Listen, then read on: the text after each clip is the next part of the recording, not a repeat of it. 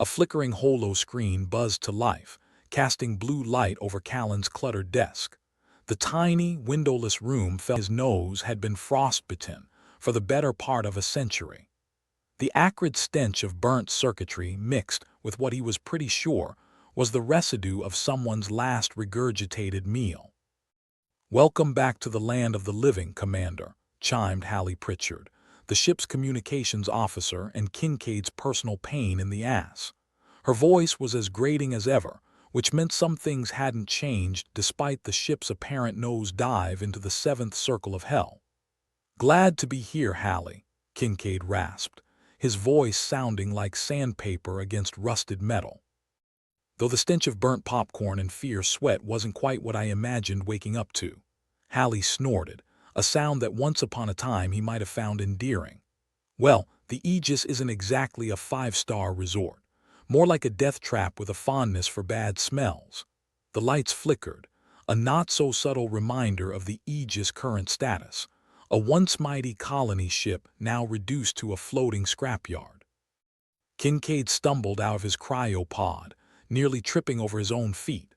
The rest of the crew was stirring, each emerging from their icy cocoons like disgruntled butterflies who'd rather crawl back in. "Anyone care to explain why we're orbiting what looks like a giant ball of nothing?"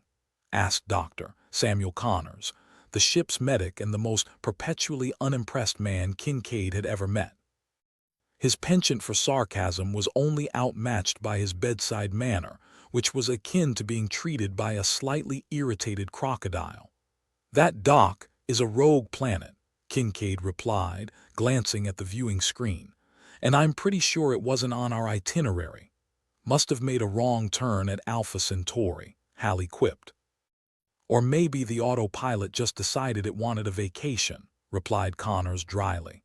The ship's AI, an entity they affectionately called George, chose this moment to chime in, its voice the epitome of bureaucratic monotony. "Attention, crew. The Aegis has experienced a navigation malfunction. Current status: orbiting uncharted rogue planet." "No shit, George," Kincaid muttered. "What's next? A reminder to buckle up." "Buckle up," George dutifully responded. Commandeering the bridge, Kincaid attempted to make sense of the chaos.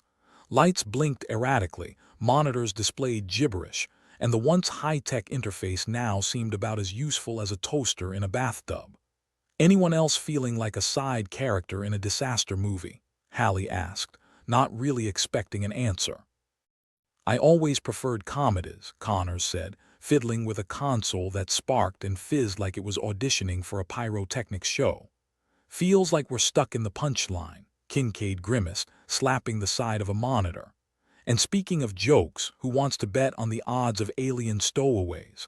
As if on cue, the ship's emergency klaxons blared to life, accompanied by George's unflappable announcement. "Alert. Unidentified life forms detected on board." "Called it," Kincaid said, his humor now tinged with a hint of actual concern. "Someone grab a mop and a gun." The crew, now fully awake and about as ready as they'd ever be, armed themselves with a mishmash of whatever weapons the Aegis had left. Blasters, knives, and a particularly menacing-looking wrench that Hallie had taken a liking to.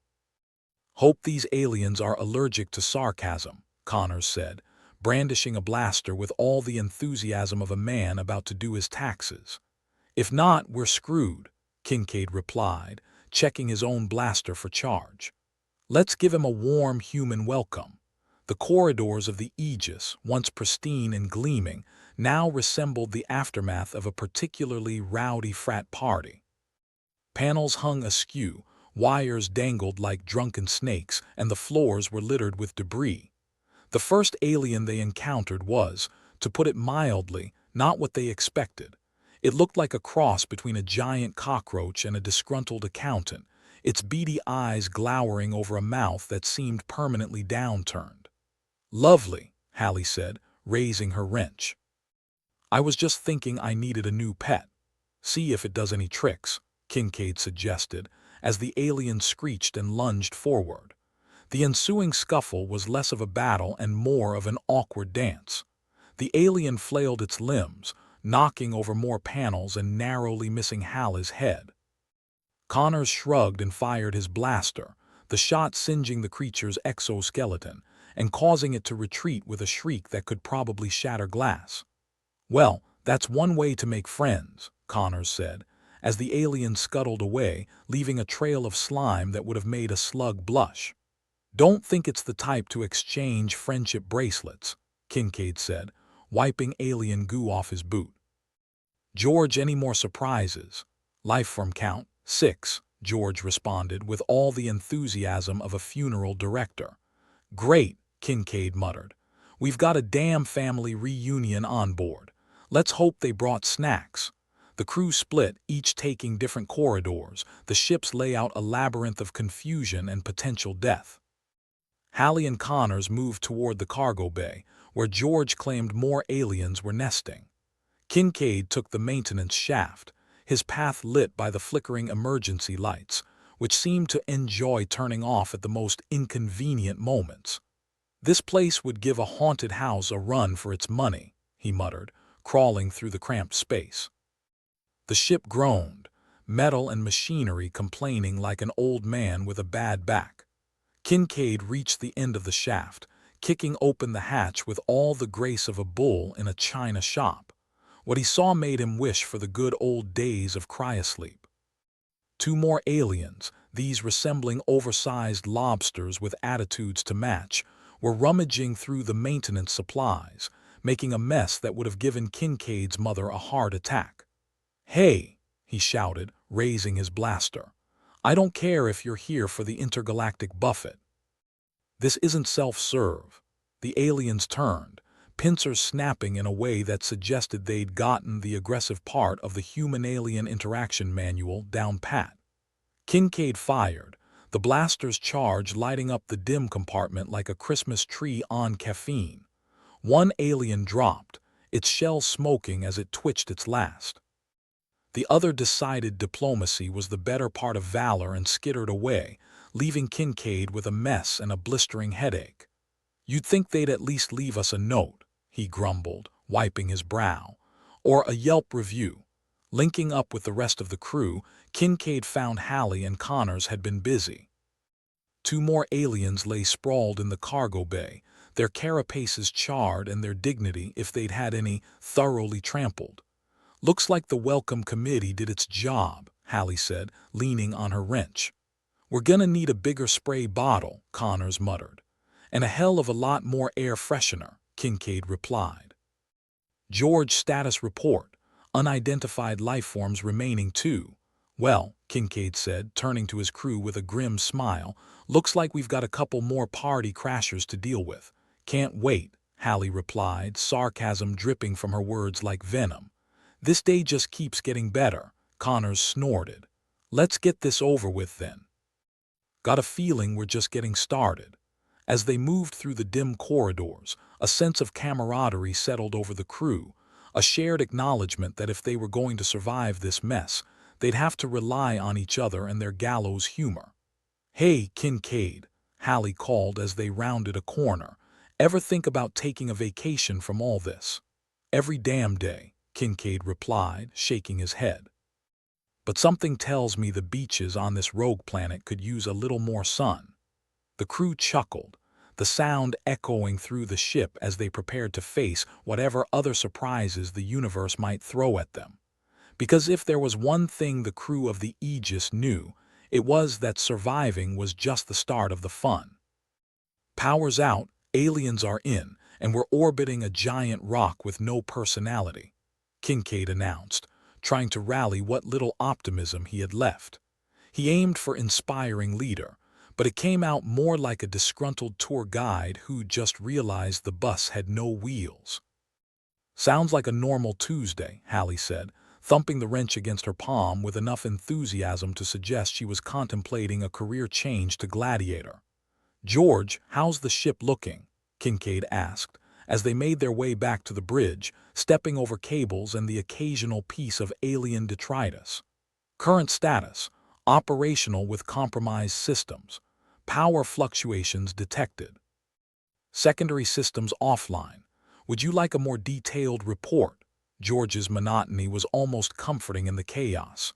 "About as much as I'd like a root canal," Kincaid replied. "Understood. Canceling report," George said, as if he'd been planning an entire PowerPoint presentation. "So, these aliens," Connors began, wringing his hands like he was about to deliver a eulogy. "You think they're here to throw us a surprise party or more of a hostile takeover? Considering they skipped the welcome to the neighborhood gift basket, I'm betting on the latter," Hallie quipped, kicking a dislodged panel back into place. Kincaid nodded, staring at the viewing screen that displayed a rather unflattering image of the rogue planet. "We need to figure out what the hell they want and make sure they don't get it. Assuming they aren't just here for the ambience," Connors said, inserting a bit of sarcasm into the air like a doctor with a hypodermic needle full of disdain. As the trio settled into the bridge, Kincaid took stock of the situation. Lights flickered, and the occasional spark flew from an overworked console, lending the space a kind of hellish atmosphere that was both unsettling and familiar. It was like a bad memory you couldn't shake, but with more chances of dying horribly. "All right, let's see if we can make contact with our guests," Kincaid said, rubbing his temples. "Hallie, get on the comms. Maybe they speak sarcasm. And if they don't, well, we're screwed anyway." Hallie plopped herself in front of the comms console, her fingers dancing over the keys with the kind of dexterity that spoke of long nights spent hacking into systems that weren't exactly public domain. The speakers crackled, emitting a sound that was somewhere between nails on a chalkboard and a cat having a bad day. "Virax, if you're out there, you've got a lot of explaining to do," Hallie said into the mic, her tone as friendly as a cactus. "This is the Aegis, and we prefer our ship uninvaded, thank you very much." The response was immediate, a garble of clicks and hisses that sounded like someone had thrown a bag of marbles into a blender. Kincaid frowned, tapping his chin thoughtfully. "Anyone fluent in alien static?" "Not unless it's the kind that comes with subtitles," Connors replied, his face a mask of feigned interest. "George, any chance you can translate that?" Kincaid asked, knowing full well the answer would probably just annoy him. "Translation subsystem offline. Attempting to analyze patterns," George replied, as helpful as an umbrella in a hurricane. "Great," Kincaid muttered, pacing the bridge like a caged animal. "We're stuck playing charades with aliens who might want to turn us into a meat platter." "Well, when you put it like that," Hallie said, rolling her eyes, "it sounds positively delightful." Before Kincaid could respond, the ship's lights flickered again, plunging the room into momentary darkness. "Perfect timing," he said, his voice dripping with sarcasm. "Nothing like a little ambience to set the mood." As the power returned, George spoke up again. "Analysis complete. Communication indicates territorial claim. Species identified as Virax. Recommendation: negotiate or eliminate threat." "Negotiate or eliminate, huh?" Kincaid echoed, running a hand through his hair. "Those are some delightful options. Any chance we could try offer them cookies instead?" "If we had any cookies, maybe," Connors said, his voice a low rumble. "But since we're fresh out of baked goods, I suggest we focus on not getting dismembered." "Good call, Doc," Kincaid replied. "Hallie, see if you can establish a video link. Maybe if we can see them, we can figure out what they want." Hallie nodded, typing furiously until a new image flickered on the viewing screen. The alien on the other side was as charming as a gargoyle at a family reunion, its chitinous face twisted into an expression that was probably meant to be serious, but came across more like a kid trying to impersonate their angry parent. "Look at that face," Hallie said, squinting at the screen. "Bet it could stop a clock." "Or several," Connors muttered, leaning in for a closer look. "Virax representative, this is Commander Zephyr Kincaid of the Aegis," Kincaid said, attempting diplomacy for the first time since his academy days. "Your presence on our vessel is unexpected." The Virax made a sound like a rusty hinge being opened and closed repeatedly, then spoke in a guttural language that was both fascinating and headache-inducing. "George, translate that," Kincaid ordered, hoping the ship's AI would be more useful than a brick in a bag of hammers. Translation: this vessel is now property of the Virax Collective. Vacate or face extermination, George replied, as chipper as ever. Just what I needed, Kincaid muttered, rubbing the bridge of his nose. A hostile eviction notice, Hallie snorted. Charming folks, these Virax, think they come with a money-back guarantee. Only if we're lucky, Connors said. And since when have we ever been that? Kincaid sighed, considering their options. All right, let's try a different approach. Hallie sent a message back. Tell them we're willing to negotiate but not to surrender. You sure about that? Hallie asked, her fingers poised over the keys. They don't look like the negotiating type. Pretty sure, Kincaid replied, a wry smile tugging at his lips. After all, we're human, we're stubborn. Hallie sent the message and the Virax's response was immediate. Another garbled reply, this time with more emphasis on the hissing, as if they were trying to convey a particularly scathing insult. Translation: negotiation possible. Terms: surrender of vessel, immediate evacuation, or assimilation into Virax hierarchy, George reported, almost sounding like he was relaying an invitation to a particularly exclusive party. Assimilation. Sounds like a great time, Connors said, his tone dripping with irony. Think they'd let us bring party favors? Probably not, Kincaid replied, steeling himself for what was sure to be a less than pleasant conversation. All right, let's take a vote. Who's up for trying to reason with them? Depends on the definition of reason, Hallie said, raising her hand with a grin that suggested she was mostly joking. Connors shrugged, crossing his arms. I've got nothing better to do. Besides, maybe they'll appreciate a good laugh. All right, Kincaid said, nodding. Let's give it a shot. Worst case, we end up in some intergalactic reality show. Taking a deep breath, Kincaid addressed the Virax again. Virax representative, we acknowledge your claim but wish to discuss a peaceful resolution. We offer dialogue and an exchange of information. The alien's response was another chorus of clicks and screeches, this time with an undertone that suggested they were either amused or annoyed, or possibly both. Translation: acknowledged. We will accept dialogue. Prepare to receive Virax envoy, George announced, sounding almost smug. An envoy? This should be good, Hallie said, leaning back in her chair. Think they'll come bearing gifts? Only if you count threats as gifts, Connors replied. Kincaid stood, smoothing his uniform as best he could. All right, let's get ready to meet our guests, and try to play nice at least until we know what we're dealing with. The crew made their way to the docking bay, the ship's halls eerily silent except for the distant hum of machinery and the occasional groan of stressed metal. As they waited, Kincaid couldn't help but feel a twinge of apprehension, like the moment before opening a mystery present that might just explode. The airlock hissed open, and the Virax envoy stepped through, its insectoid form imposing and oddly graceful. It regarded them with an air of superiority, as if it were a king sizing up a group of particularly unimpressive jesters. Great, just what we needed, Hallie whispered to Kincaid. An alien with delusions of grandeur. Welcome aboard the Aegis, Kincaid said, trying to sound more confident than he felt. Let's see if we can't find a solution that keeps everyone happy. The Virax made a series of noises that George dutifully translated.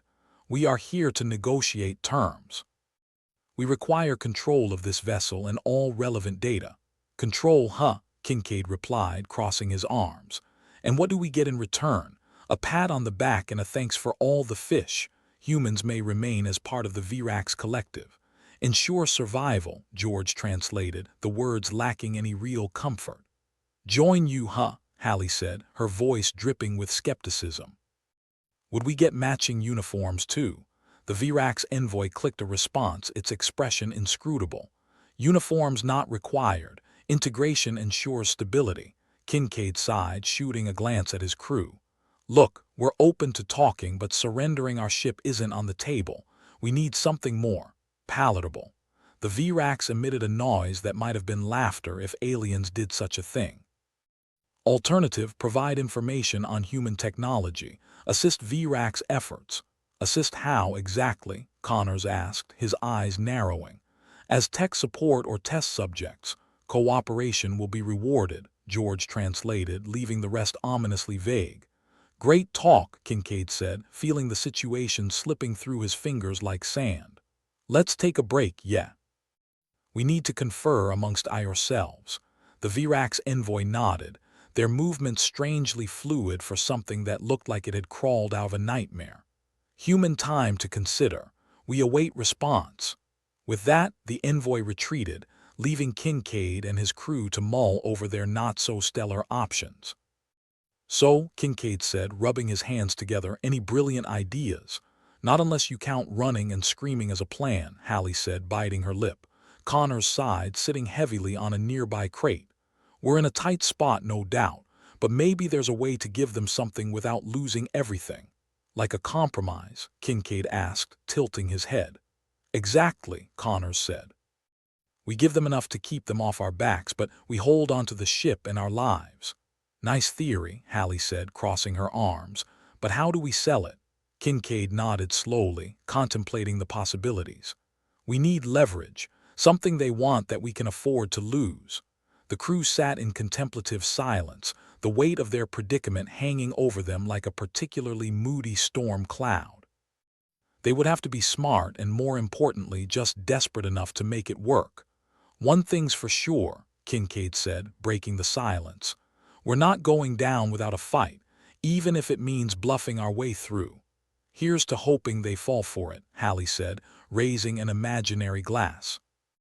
As they prepared for the next round of negotiations, Kincaid couldn't help but wonder just how far out on a limb they'd have to go to keep themselves, and the Aegis, from falling into the Virax's grasp. But if there was one thing humans knew how to do, it was adapt. And maybe, just maybe, that would be enough to see them through this mess. Kincaid paced the bridge like a caged tiger, if that tiger had been raised on caffeine and sarcasm. The Aegis was about as stable as a two-legged stool, and he was starting to get a headache from the flickering lights. It was like being trapped in a cheap disco with someone who had a vendetta against coherent lighting. Any updates on our new best friends? Kincaid asked, turning to George, who was somehow managing to maintain an air of indifference despite the chaos. Virax envoy remains aboard. They are. Perusing the facilities, George said, his voice as monotonous as a broken record. Great, just what we need, aliens on a sightseeing tour, Hallie chimed in, her voice as sharp as a knife. Maybe they'll take a liking to the leaky pipes in Sector 7. Or the charming way the engine room smells like burnt toast, Connors added, inspecting his fingernails with disinterest. Let's not knock our unique ambience, Kincaid said dryly. Maybe it'll convince them to leave before the place falls apart. As if on cue, the lights dimmed further and a series of ominous clanks echoed through the ship. It was the kind of sound that usually preceded a massive repair bill or at least a stern talking to from engineering. That's not encouraging, Connors noted, glancing upward as if expecting the ceiling to cave in. Think it's the autopilot again. Either that or the ship's trying to communicate in Morse code, Kincaid replied, rubbing his temples. Hallie, see if you can patch in a call to engineering. We could use an update before we end up doing an impromptu spacewalk. Hallie nodded and fiddled with her console, which seemed to be held together with equal parts duct tape and wishful thinking. Engineering, this is the bridge. You got anything that might help us not die today? A crackling voice came over the speaker, distorted but recognizable as Sloan, the ship's chief engineer and purveyor of eternal pessimism. Bridge, this is engineering. We're about 2 sparks away from a full blackout. Main powers degrading faster than a politician's promise. Fantastic, Kincaid muttered. Any chance of a fix? Sure, if you got a spare miracle lying around, Sloan retorted. We're cannibalizing non-essentials to keep life support going. Best I can promise is keeping the lights on until something else breaks. Just another day in paradise, Connors said under his breath. Remind me again why we're not just taking the escape pods and running for it. Because they'd probably explode halfway to nowhere, Hallie responded, barely containing a smirk. How heartening, Kincaid said. Thanks for the update, Sloan. Let us know if anything changes. Will do, though I wouldn't hold your breath, Sloane replied before the line went dead with a hiss of static. Turning back to face his crew, Kincaid sighed. All right, options, what do we have? Bribing the VRACs with whatever technology we can spare, Hallie suggested. Might buy us some time. Assuming they don't just decide to take it all anyway, Connors pointed out. We're not exactly in a position to negotiate from strength. True, Kincaid conceded. But we don't have the luxury of being picky. We need to stall them until we can figure something out. Hallie grinned, her enthusiasm for impending doom almost infectious. So, bluffing it is. More like desperate improvisation, Kincaid said. But yeah, close enough. At that moment, George's synthetic voice broke the tension. Incoming communication from VRAC's envoy. They request further discussion in the conference room. Guess they are not into the whole silent contemplation thing, Connors said wryly. Let's go see what they want, Kincaid said, motioning for the others to follow him. And try to think positive. Maybe they'll offer us a timeshare in one of their lovely hive planets. As they made their way to the conference room, Kincaid couldn't shake the feeling that they were walking into a trap, or at least a really uncomfortable conversation. But he pushed the thought aside. There would be time for paranoia later, assuming they weren't all vaporized first. The conference room was about as inviting as a dentist's waiting area, complete with a flickering holo screen and uncomfortable chairs that squeaked with alarming frequency. The VRAC's envoy was already there, looking like it was contemplating the best way to rearrange their molecular structure. Welcome, Kincaid said, trying to sound less like he was about to throw up. Let's get down to business, shall we? The VRAC's mandibles clicked in what was probably an alien version of rolling one's eyes. We require your decision. Time is a resource humans cannot afford to waste. Well, when you put it like that, Hallie said, leaning back in her chair, we've got an offer. Offer? The envoy's chitinous eyebrows, or what passed for eyebrows, rose in what could have been surprise or mild amusement. Yeah, we're willing to share some of our tech, Kincaid said. Not all of it, mind you, but enough to show our goodwill. It's a win-win, see, the VRACs clicked, its expression as inscrutable as ever. Information exchange is acceptable. Humans will remain under observation during this process. Observation, huh? Connors said, scratching his chin. Let me guess you'll be taking notes or something. Notes and samples, the VRACs corrected, for our archives. Samples, Kincaid repeated, trying not to imagine just what that might entail. And these samples are biological, the VRACs replied matter-of-factly. Ensure proper integration into the VRAC's database. Right, Kincaid said, forcing a smile. Well, we'll need some time to prepare the data. You know how it is, bureaucracy and all. Bureaucracy, the VRACs echoed, tilting its head. Explain. Red tape, Hallie said with a grin. It's like glue, but for paperwork, slows everything down. For efficiency, the VRACs asked, its tone almost hopeful. If only, Connors muttered. The VRACs stared at them for a long moment, probably filing this under weird human behaviors. Very well, we await your preparation. As the envoy left, Kincaid exhaled, tension leaving him like air from a punctured balloon. Well, that went weirdly okay. Yeah, if you don't count the part where they want to keep us as pets, Hallie said, crossing her arms. At least they didn't demand instant compliance, Connors agreed. Small victories, right? Sure, let's call it that, Kincaid said. Now we just need to figure out how to follow through without giving away the farm. Or the livestock, Hallie added with a smirk. All right, back to the drawing board, Kincaid said, ushering his crew out of the conference room. And let's keep this momentum going before the ship decides to take a nap. As they returned to the bridge, Kincaid's mind raced with possibilities, each more tenuous than the last. The Aegis was a creaky, unpredictable beast, but it was the only thing standing between them and the vacuum of space, or worse, life as test subjects. They'd have to be quick, clever, and a little bit lucky. And if the universe had any sense of humor left, maybe, just maybe, they'd pull it off. Kincaid was back on the bridge, running his hand through his hair like he was trying to scrub out the mess they were in. He stared at the flickering lights as if they held the secret to the universe or at least a decent cup of coffee. The V-Racks wanted an exchange, and they wanted samples. Biological ones. Kincaid couldn't shake the image of the V-Racks poking him with probes like he was some kind of intergalactic lab rat. "All right, team," Kincaid said, trying to summon the enthusiasm of a motivational speaker who deeply regretted his career choice. "We need to brainstorm. How do we convince the V-Racks that our bureaucracy is a black hole of inefficiency?" Hallie leaned back in her chair, crossing her arms with the air of someone who'd seen this movie before. "We could drown them in paperwork. Confuse them with forms that have forms. Humans love a good form." "Yeah," Connors added, a smirk playing on his lips. "We'll make them fill out a requisition form to get a requisition form. A form for a form," Kincaid mused, the idea taking root. "The V-Racks won't know what hit them." George, who was managing to look both bored and slightly amused, a skill unto itself, raised an eyebrow. "Overload their hierarchical system with our inefficiencies. Bold. Maybe even a little bit brilliant.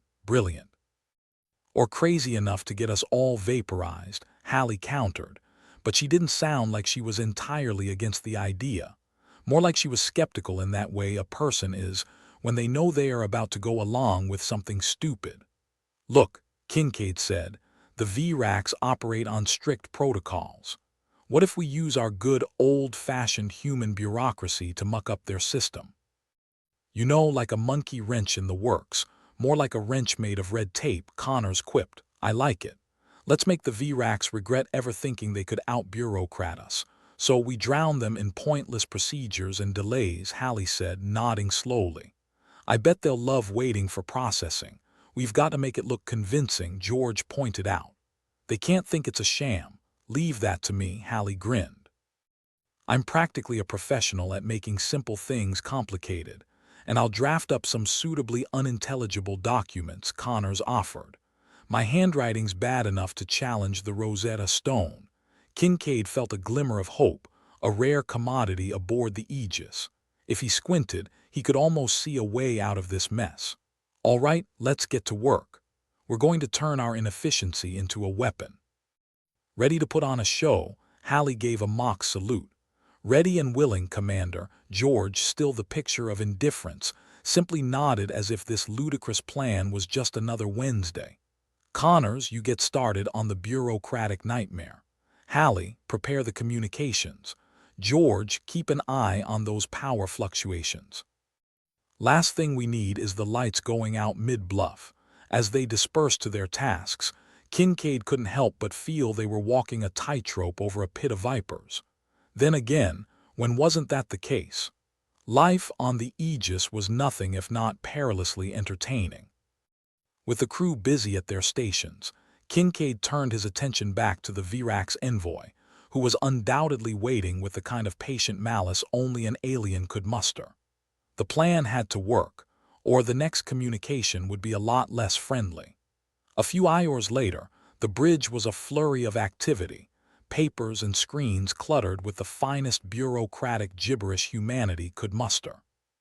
Hallie was in her element, spinning tales of interdepartmental procedures and cross-referenced authorizations that would make even the most seasoned government employee break out in a cold sweat. "Sending over the first set of documents now," Hallie said, fingers dancing over the console. "Let's see how they handle our special brand of red tape. Let's hope it ties them up in knots," Kincaid replied, glancing at Connors, who was busy scribbling notes and looking far too pleased with himself. "Consider this my magnum opus," Connors said, waving a particularly dense stack of papers. "I'm expecting an award for most illegible documentation." "Keep dreamin', Doc," Hallie teased. "This is more like a prank than an opus. Whatever it is, it better work," George chimed in, adjusting the power distribution controls with the nonchalance of someone who might just be adjusting the thermostat. A chime from Hallie's console interrupted the banter. "Incoming message from the V-Racks," she announced, her voice laced with anticipation. "Here goes nothing," Kincaid said, steeling himself for whatever alien confusion awaited them. Hallie patched through the communication, and the Virax envoy's holographic visage flickered into view. Its mandibles clicked as it surveyed them, likely trying to process the deluge of human bureaucracy that had just landed on its proverbial desk. "Human Captain," the Virax began, its tone as unreadable as its expression. "We have received your documents. Clarification required." Kincaid feigned ignorance with a shrug that could have won an award for insincerity. "Clarification? Well, you know how it is. Our systems are complex. It's all there in the files. Just a couple of processing stages and we'll be ready for your samples." The Virax stared, and Kincaid could almost hear the clinking gears of its alien brain machine grinding. "We find your processes inefficient. That's humans for you," Hallie cut in with a grin. "Can't live with us, can't understand our forms." Connors leaned over, whispering to Kincaid, "Think we've got them on the ropes, or they're just biding their time to eat us," Kincaid murmured back. The Virax finally spoke, its patience evidently wearing thin. "This inefficiency is counterproductive to our objectives. Expedite your procedures or we will take alternative measures." "Alternative measures?" Kincaid echoed, faking concern. "Oh, no need for that. We'll expedite." Just as soon as a loud clanking reverberated through the ship, making everyone wince. George frowned at his console, tapping a series of buttons to stabilize the power. "Just as soon as we tend to our little technical difficulties," Kincaid continued, his smile never wavering. "You understand, right? The perils of space travel." The Virax envoy's mandibles clicked in what Kincaid could only assume was frustration. "We shall await your compliance," it said, the hologram flickering out with a finality that was both satisfying and a little worrying. "Well, that went as well as could be expected," Hallie said, exhaling a breath she'd probably been holding for too long. "They're not buying it, but they're not rejecting it either," George observed. "We've bought ourselves some time to figure out a real plan," Connors added, "before they decide to expedite us into a fine mist." "Right," Kincaid said, rubbing his temples. "We need to keep them tangled in red tape while we figure out our next move." "Suggestions?" Hallie tapped her chin thoughtfully. "Maybe we can fabricate some more documents, make it look like we're about to hand over the most valuable tech they could dream of, or promise a demonstration of our advanced human defenses," Connors suggested. "We could use the old smoke and mirrors routine." "Sounds like a plan," Kincaid agreed. "We keep them looking one way while we slip out the back door." George shook his head, a rare smile creeping onto his face. "You know, this might just be the craziest thing we've ever done." "Desperate times, desperate measures," Hallie said with a wink. "And besides, what's life without a little chaos?"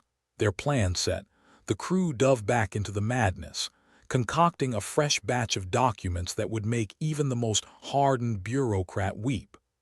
It was a race against time, a battle of wits against an enemy that didn't understand the absurdity of human systems. As the hours passed, the Aegis continued its precarious dance around the rogue planet, lights flickering like a strobe light at a particularly depressing rave. The crew worked tirelessly, driven by the knowledge that failure meant giving the Virax exactly what they wanted, or worse, becoming their next pet project. With each passing hour, Kincaid's confidence grew, even as the ship groaned under the strain of its failing systems. If there was one thing humans excelled at, it was making the best of a bad situation. Finally, as they prepared to send off the latest batch of documents, Hallie sat back with a satisfied sigh. "All right, let's see how they like this."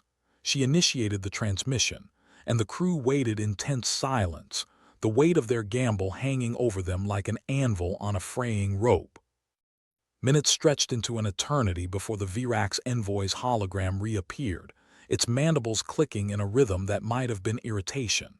"Human Captain," it began, "your procedures are excessive." "Yeah, well, we're thorough like that," Kincaid replied, flashing a grin that was all teeth and no sincerity.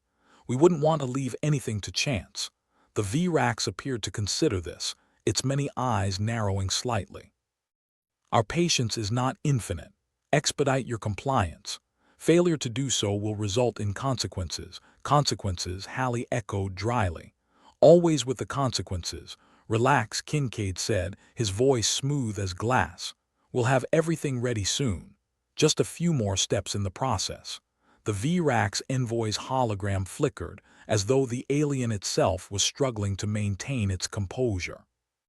We shall hold you to that, human captain. With that, the hologram vanished, leaving the crew to their own devices once more. Well, that's one more round we've survived, Connors said, leaning back in his chair. Barely, George added, his eyes scanning the console for any new issues. Just means we're doing something right, Hallie said with a shrug. Or at least not entirely wrong. Kincaid nodded, the thrill of their success, or the closest thing to it, giving him a renewed sense of purpose. They'd bought themselves time, but they needed more than that to outmaneuver the VRAX. All right, team, he said, rallying them once more. We keep this up until we find a way out. We're not done yet. As they returned to their tasks, Kincaid allowed himself a moment of optimism, a rare luxury aboard the Aegis. The VRAX might have had them outgunned, but they hadn't reckoned with humanity's greatest weapon, the power of paperwork.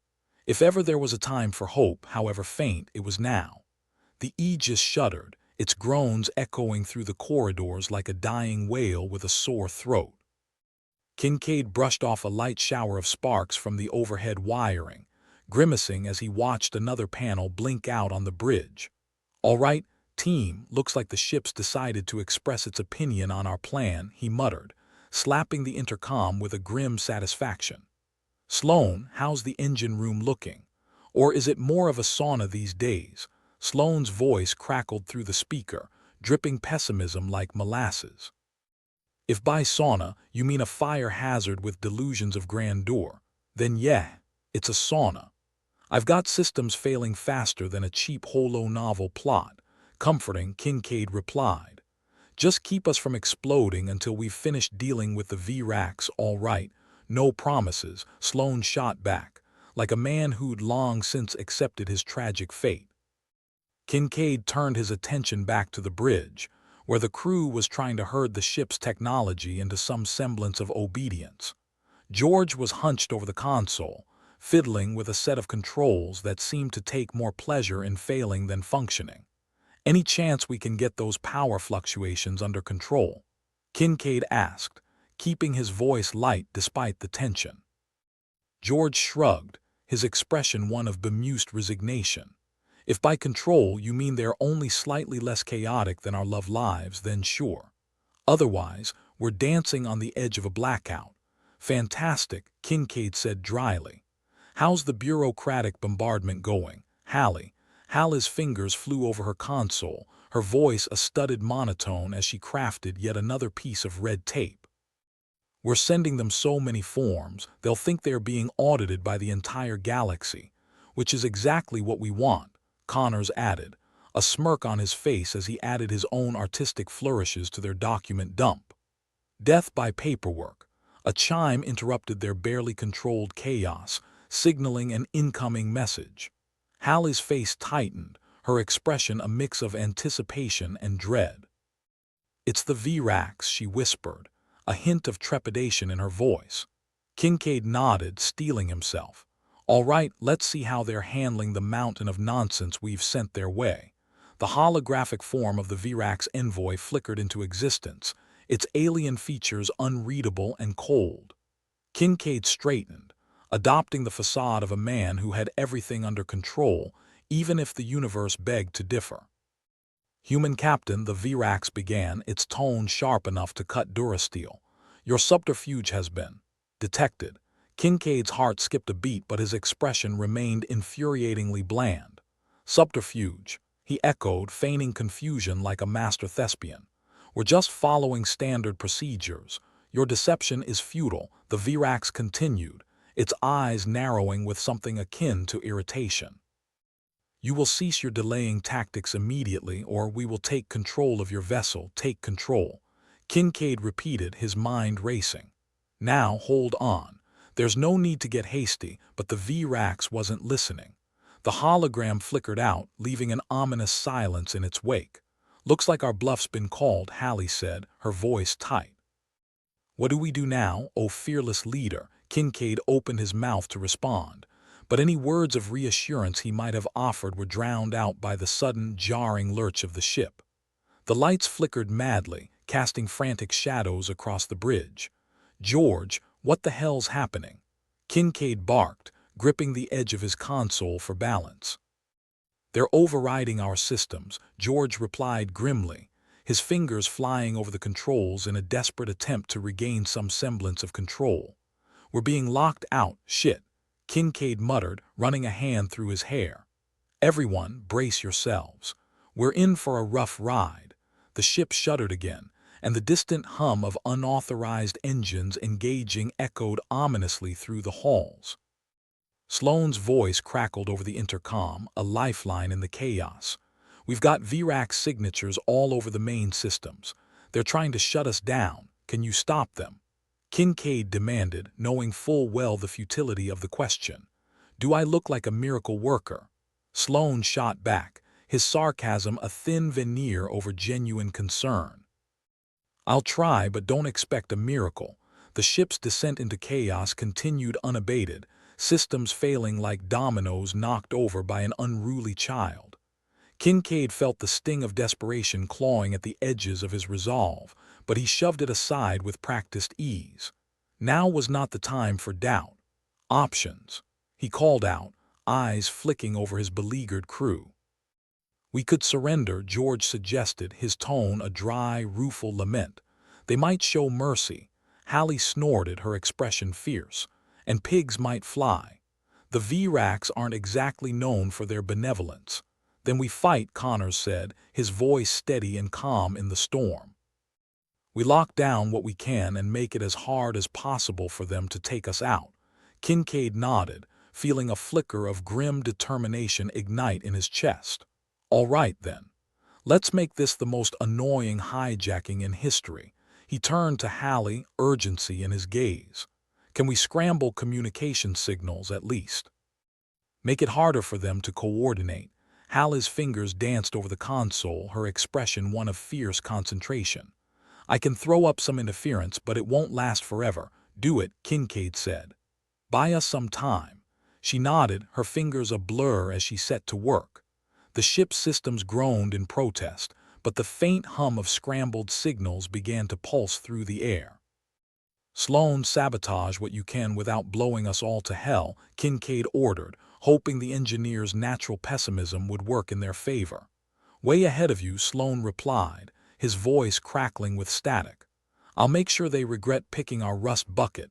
George, keep us from becoming space dust," Kincaid continued, his gaze steady despite the chaos. "Connors, with me.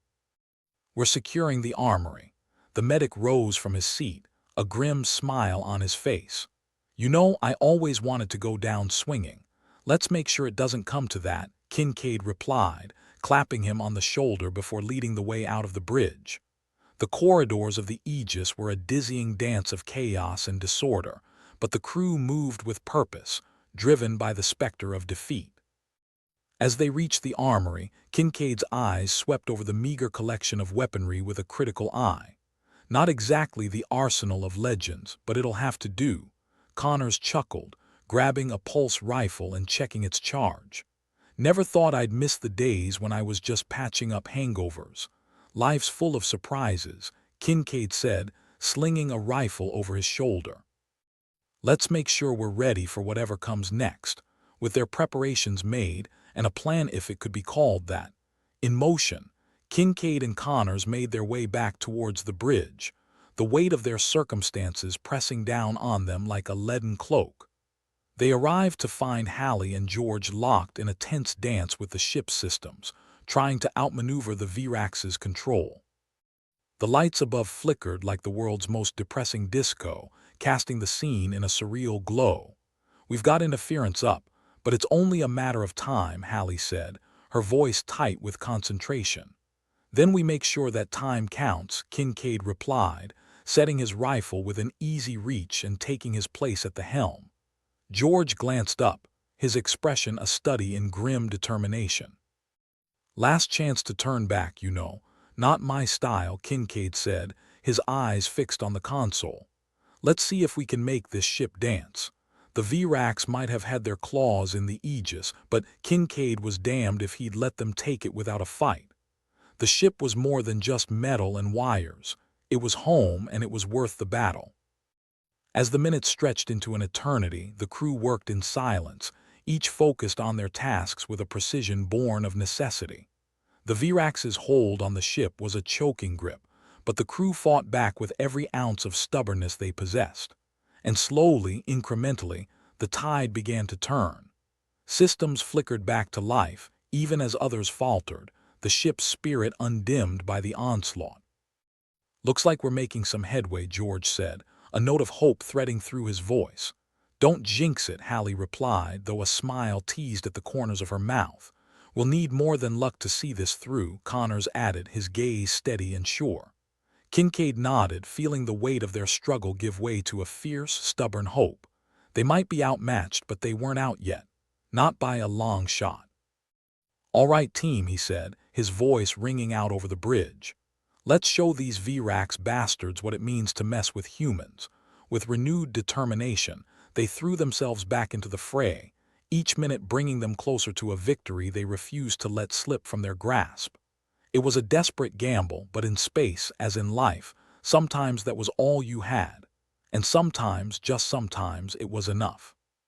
Tessalyn Price had a knack for sticking her nose where it didn't belong, mostly because she had nothing better to do on the Aegis, and the alternative was counting ceiling tiles.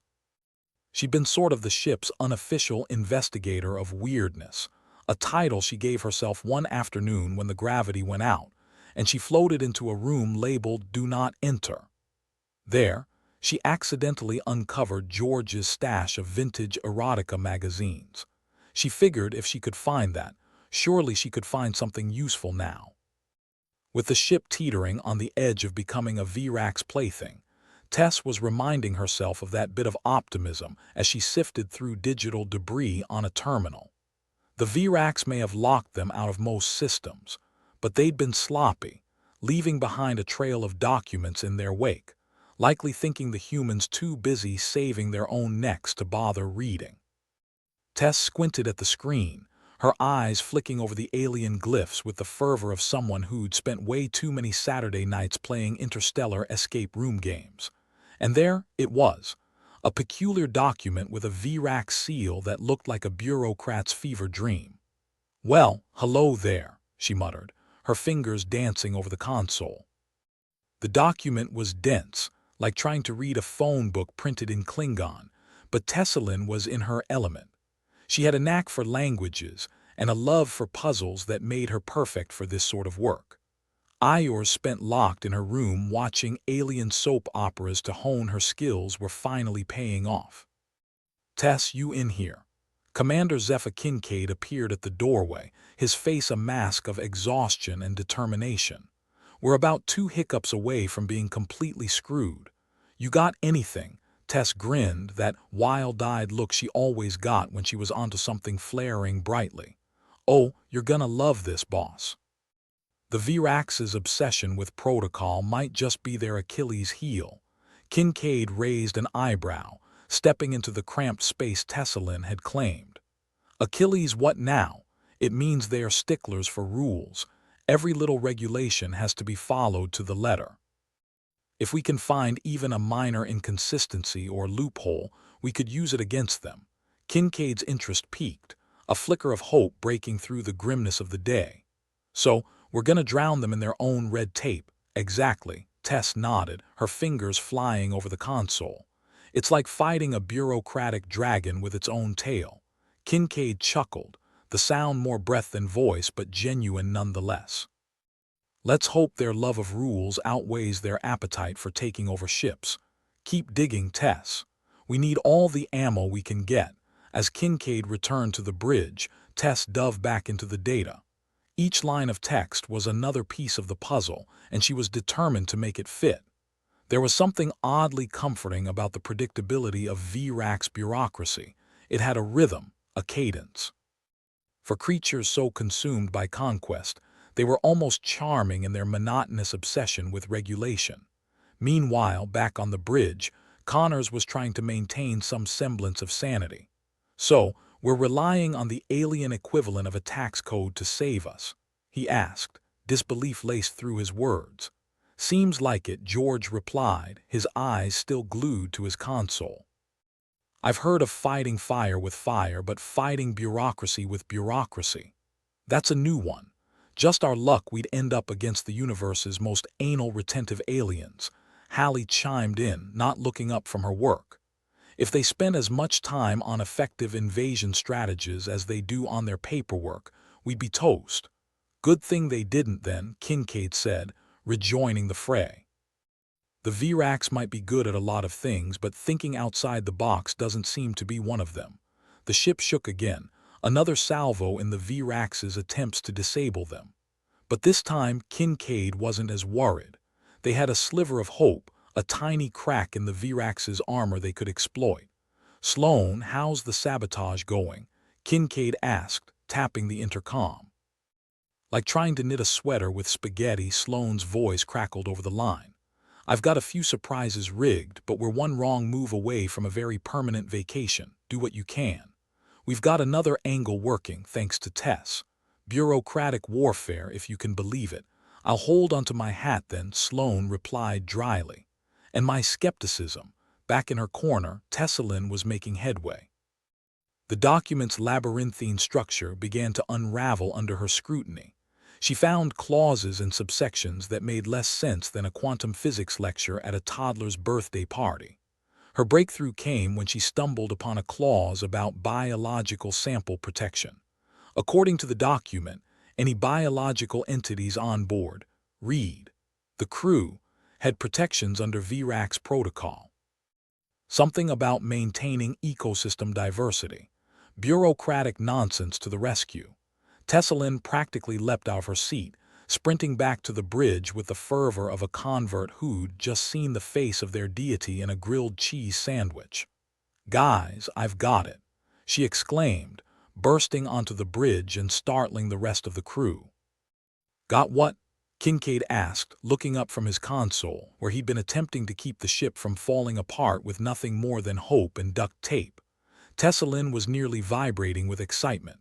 "The Virax can't touch us, at least not without violating their own rules." "Come again," George said, skepticism painting his words. "There's a clause in their protocol about biological sample protection. They can't destroy or harm us without breaking their own rules. It's like a galactic safety net." Hallie's eyes widened. "So, we're not just useless meatbags to them. We're protected meatbags." "Exactly." Tessalin beamed, feeling like she just solved a crossword puzzle no one else even realized existed. "So what, we just sit back and wait for them to figure out they're breaking their own rules?" Connors asked, his tone caught between hope and disbelief. "More like we shove it in their faces," Tessalin replied, a mischievous grin spreading across her face. "We've got to make them realize breaking protocol is more trouble than it's worth." Kincaid nodded, his mind already working through the possibilities. "Hallie, you think you can craft a message to the Virax that'll make them second-guess their actions?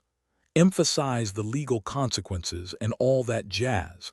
Hallie's expression turned crafty, a wry smile tugging at her lips.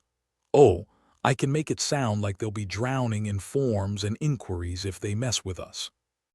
Bureaucracy is my second language." "Then let's get to it," Kincaid said, feeling the weight of their situation lessen just a bit. "If they want to play games with rules and regulations, we'll make sure they regret underestimating us." The bridge buzzed with renewed energy as Hallie began drafting their message, each keystroke a calculated piece of verbal warfare. Tessalin returned to her station, prepared to dig up any more useful tidbits she could find. The rest of the crew, while still on edge, found a strange sense of camaraderie in their shared goal. It was them against the Virax, and they'd be damned if they'd go down without a fight. George continued monitoring the system, keeping a watchful eye on power levels and any flicker of Virax interference. "It's like trying to keep a sieve from leaking," he muttered, adjusting settings and rerouting power where he could. Sloan, down in engineering, was busy making life difficult for any VRACs who dared step foot on the ship. He'd rigged the engines to backfire, the gravity to fluctuate, and even the air conditioning to blast ice-cold air at strategic intervals. If they were going to be taken, it wouldn't be without giving the alien invaders a literal and figurative chill. They might have the upper hand, Connors said, tightening his grip on his rifle, but we've got the chaos factor. Chaos is one thing we've always been good at, Kincaid agreed, his eyes locked on the view ahead. Let's see if they can handle it. As the minutes ticked by, the ship systems continued their jittery dance, but there was a newfound sense of optimism among the crew. The VRACs might have underappreciated the lengths to which desperate humans would go to survive.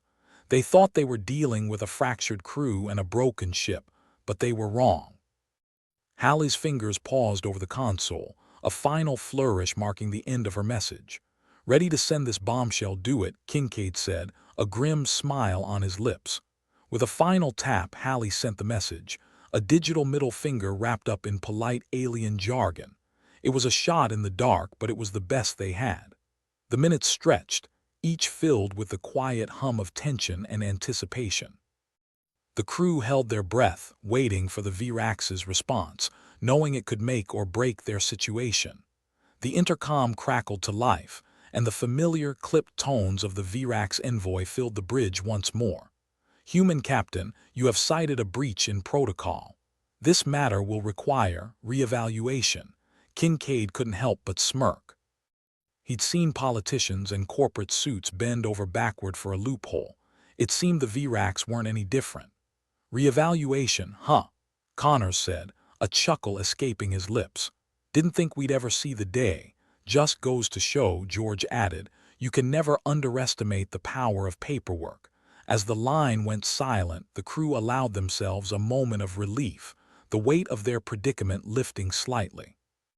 The VRACs might be a formidable force, but they had their own Achilles heel, one the crew of the Aegis was more than willing to exploit. We're not out of the woods yet, Hallie warned, though her voice was lighter than it had been in days. But we're getting there, Kincaid replied, a note of confidence returning to his tone. We've bought ourselves some time, and that's more than we had before. The crew settled back into their stations, a renewed sense of purpose driving them forward. They were still very much in the thick of it, but they had an advantage now, a small one, but an advantage nonetheless. Tessalin continued her search, determined to uncover anything else that might help them. The bureaucracy of the VRACs was a labyrinth of rules, but she was more than willing to navigate its twists and turns. And as the Aegis continued its precarious dance in the void, the crew knew one thing for certain. They wouldn't go down without a fight. Not when there was a chance, however slim, of turning the tables on their would-be conquerors. They were humans, after all, stubborn, irreverent, and clever to a fault, even in the face of overwhelming odds. As another rumble shook the ship, Kincaid grinned, feeling the fire of defiance burn bright. All right, team. Let's keep these bastards on their toes. The cosmos stretched before them, a vast, unyielding frontier. And for the crew of the Aegis, it was a battlefield worth fighting for. The Aegis groaned like a hungover giant as it limped through space, every creak and shudder a testament to its desire to throw in the towel and call it a day. Commander Zephyr Kincaid, however, couldn't afford the luxury of a collapse. Not now, not when Tessalin's legal voodoo had thrown the VRACs off their game. You ever think we'd be saved by a clause in an intergalactic Better Homes and Gardens manual? Kincaid grunted, watching the stars smear past like someone had smeared Vaseline on the universe. Hallie Pritchard snorted from her station, fingers flying over keys like she was trying to outrun her own thoughts. Honestly, I thought our best bet was hoping they'd choke on their own self-righteousness, or find out allergic to the color beige, Connors added, eyebrows raised in that way he had when he was about to administer dark humor like a healing balm. That's about all we've got decorating this tin can, Tessalin, their unexpected savior and connoisseur of arcane alien laws, was knee-deep in another pile of VRAX documentation. Alien soap operas had nothing on this. The drama, the betrayal, the sheer audacity of paperwork.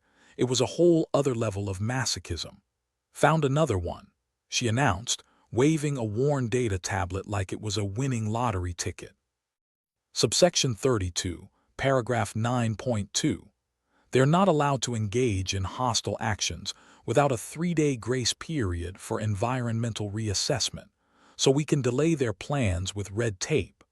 Hallie's eyes gleamed with the thrill of giving those bureaucratic bastards a taste of their own medicine. I'm starting to like these guys, yeah. If they weren't trying to kill us, we'd have a lot to talk about over a really awkward dinner, Kincaid agreed. The ship jolted as Sloane's latest sabotage effort kicked in. Somewhere deep in the bowels of the Aegis, an engine belched in protest, spewing nonsense data back at the VRAX trying to hack them. The engineer's voice crackled over the intercom, sounding like he was grinning from ear to ear. Who knew breaking stuff could be so damn satisfying? You're a terror with a spanner, Sloane, Kincaid replied, and Sloane's chuckle was faint but filled with a grim satisfaction. Tessalin scribbled furiously on a piece of outdated paper, because digital wasn't dramatic enough when you were throwing alien protocols in their faces, and handed it to Hallie. This should do it. Make sure you really emphasize the consequences. You know, like total systemic audit and a fate worse than death by filing cabinet. Hallie's grin was sharper than a vibro blade. Oh, I'll make sure they feel the terror of the potential audit down to their very cores. She typed with a flourish, her words a litany of legal threats and procedural nightmares. Kincaid watched, a feeling of pride welling up in his chest despite everything. I always knew we'd save the day with paperwork, he mused, sarcasm dripping from his voice like acid rain.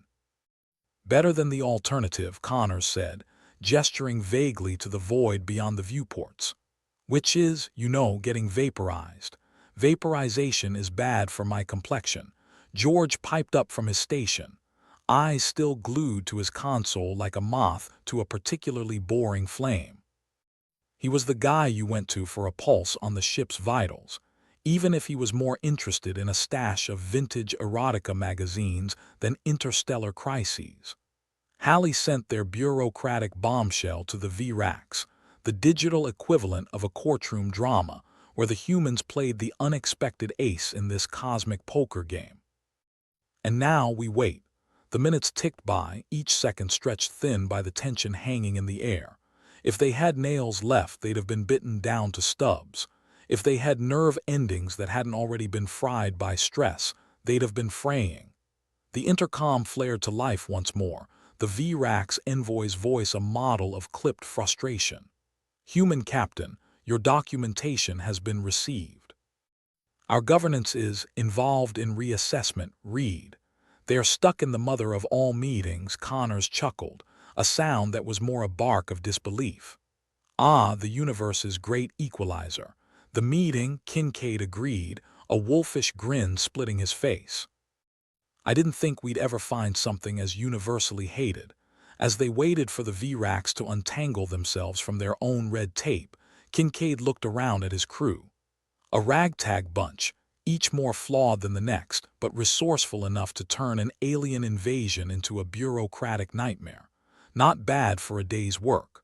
All right, Kincaid declared, let's keep the momentum going. George, keep an eye on systems. Hallie, keep those legal grenades ready. Tess, see if you can dig up any more helpful clauses. If they want a paperwork war, we'll give them the full office experience. Complete with passive-aggressive memos and fresh hell in triplicate, Tessalin added, flipping through another set of VRAX documents with the enthusiasm of someone searching for a needle in a haystack made of red tape. As the crew settled back into their tasks, the ship shuddered again, a reminder that their problems were far from over. Sloane's voice broke through the intercom with a note of smug satisfaction. Just fired up the gravity glitch. Hope those VRAX have strong stomachs. They're gonna need them, Kincaid replied. And if this all falls through, we'll have to hope their bureaucracy isn't as strong as their stomachs. The minutes stretched into hours, the crew hanging in a balance of tense anticipation and grim humor. The Aegis was still a mess, but there was a strange sense of camaraderie, a shared purpose that held them together. "Hey, Kincaid," Hallie called, "if this works, maybe we should start a consultancy. How to win intergalactic battles with paperwork. I'll stick to command, thanks," Kincaid chuckled. "Besides, I'm not sure our nerves could handle another round of this." Finally, the intercom crackled back to life. The Virax envoy, sounding more harried than ever, addressed them with an air of reluctant respect. "Human Captain, we acknowledge your documentation. Your presence requires further analysis. We are ordered to retreat temporarily." A cheer went up from the crew, the relief palpable as they realized they'd done it. The Virax were retreating, forced into a stalemate by the unlikeliest of weapons: bureaucracy. "Holy hell, it actually worked," Connors said, shaking his head in disbelief. "We beat them with paperwork. Who knew that drowning them in forms would be our saving grace?" George added, disbelief still evident in his tone. Kincaid allowed himself a moment of pure, unadulterated satisfaction. "We won this round, folks. But let's not get too comfortable. They'll be back and we'll need to be ready with more forms," Tesselin quipped, feeling the high of their unlikely victory. "And maybe a few more surprises." The crew of the Aegis knew they'd won a battle, but not the war. Yet for now, they'd celebrate their victory, however fleeting it might be. They'd outmaneuvered a technologically superior foe with nothing but wit, creativity, and a mountain of paperwork. "All right, people," Kincaid said, "we've got breathing room. Let's make the most of it and get this ship back in shape. We might not have saved the universe, but we've saved ourselves, and that's a damn fine start." As the Aegis limped away from the rogue planet, its crew busy repairing, regrouping, and of course, laughing at the absurdity of it all, they knew they'd stand ready for whatever the universe threw their way. For now, they'd rest easy knowing they'd given the Virax a bureaucratic battle to remember. The cosmos might be vast and unforgiving, but in this corner of it, the humans had claimed a small, snarky victory. And that was worth a toast, or at least a wry grin shared among friends who'd beaten the odds once again. The Aegis was still making noises like someone had fired a shotgun into a bag of walnuts, but that was okay. The crew had beaten back the Virax, and if they were lucky, they could patch enough of the ship up to avoid being sucked out into the void. Considering the state of things, not getting sucked out into the void had become something of a gold standard. Kincaid stood on the bridge, looking less like the valiant captain of a spacefaring vessel and more like a man who just discovered last night's kebab had gone rogue in his fridge. The bridge buzzed around him, mostly with the sound of Hallie cursing at uncooperative technology. "You know, if this console were any more glitchy, it'd be moonlighting as a glitch in a video game. Think you could sweet-talk it into working?" Kincaid suggested, arms folded across his chest in a parody of a gracious host. "Sweet talk. I'd have better luck convincing it to join a cult," Hallie shot back, her fingers dancing over the keys like they were the key to salvation, or at least not dying in a cold, empty void. Connors sauntered in, a fresh bandage on his arm from a minor collision with a piece of rogue tech. "What's the word, fearless leader? Are we hobbling away from this rock, or are we growing roots?" "We're making it work," Kincaid replied, as if the ship wasn't one misstep away from joining the cosmic scrap heap. "Good to know," Connors nodded, as if he hadn't seen the Aegis in a state that could only be called barely holding together with cosmic duct tape and the power of positive thinking. "Because I'm running low on my rather limited supply of medical supplies, and I'm tired of treating wounds with a combination of sarcasm and hope. Hope's the most potent medicine we've got these days," Kincaid quipped. "And hey, sarcasm's free." Over at her station, Tesselin was peeling through another mound of Virax documents, the text as dense as a neutron star and twice as fun. "You'd think with all their advanced tech they'd have figured out how to make this stuff less of a snooze fest. I guess some things are universal, Hallie shrugged. Like bureaucratic documents and bad pop music. George, still engrossed in his console, chimed in without looking up. And catastrophically outdated porn collections. The ship groaned again, adding its 2 cents to the conversation, and Kincaid decided it was time to take stock. All right, status report. How soon can we be spaceborne? Hallie looked at him, her expression one of grim determination mixed with a dash of mischief. We're looking at a few more hours, provided this hunk of metal doesn't decide to up and die on us mid-repair. Great. I'll pencil in not dying for later this afternoon, Kincaid said, rubbing the back of his neck like it might help him forget the sheer volume of problems stacked up like a cosmic game of Jenga. Sloane's voice crackled over the intercom, sounding both triumphant and just a little too pleased. Gravity glitch is holding, but I wouldn't trust it as far as I could throw the Virax's ego. Understood, Sloane. Keep those engines from belching us into space, will you? Kincaid replied, not for the first time wondering how exactly they'd ended up with an engineer who treated sabotage as a recreational sport. We'll be good to go, Sloane said, with the confidence of a man who had a slightly unhealthy relationship with making things go boom. Good, Kincaid replied, turning back to his crew with a wry smile. Because the last thing I want to do is explain to command how we became an asteroid's hood ornament. The intercom clicked off, and Hallie let out an exaggerated sigh. We should have negotiated for hazard pay. No amount of money's worth this, Connors said dryly. But at least we've got each other. Misery loves company after all. But does it come with dental? Tessalin asked, finally looking up from her terminal with a tired grin.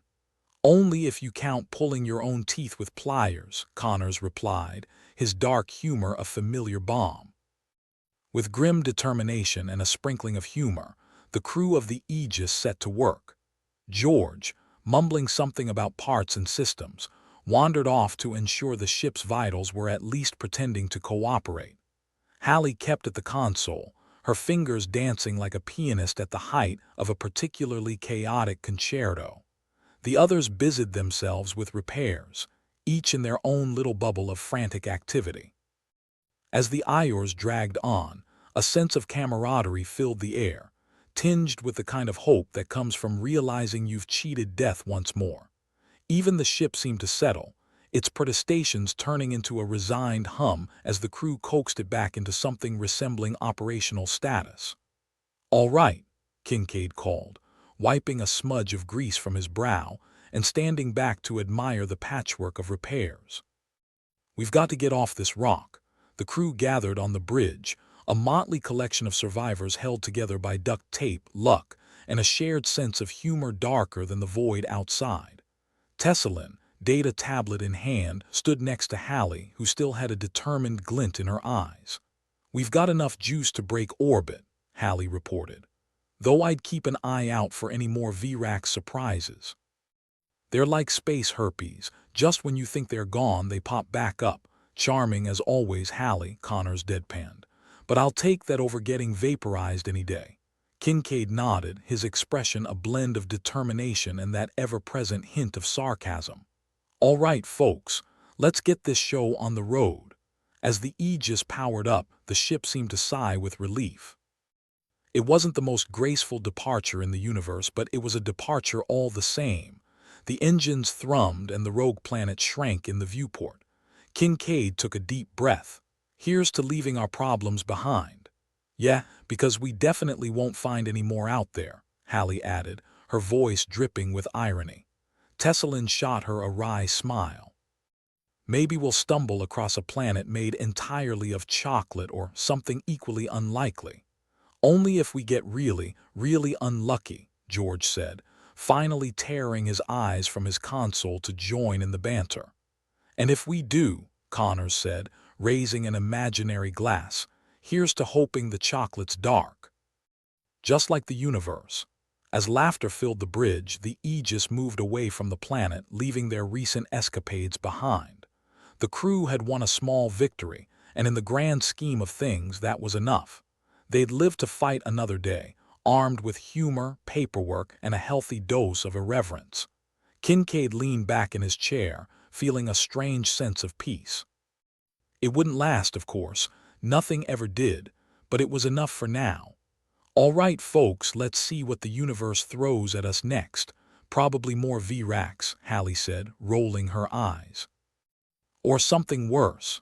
But whatever it is, Tesselin added with a grin, I'm sure we'll find a way to turn it into a bureaucratic mess before it kills us. Or die trying, George said, though a hint of optimism colored his words. As the Aegis cruised through space, its crew braced for whatever came next. They were battered, bruised, and weary, but they were also unbowed, ready to face whatever madness awaited them in the great dark unknown. In a universe filled with uncertainty, one thing was for sure. The crew of the Aegis would continue to defy the odds, armed with their wits, their humor, and a healthy disregard for the impossible. And so on they went into the void with a shrug and a smile. Because when you're human and you've got nothing left to lose, sometimes all you can do is laugh in the face of the cosmos and carry on.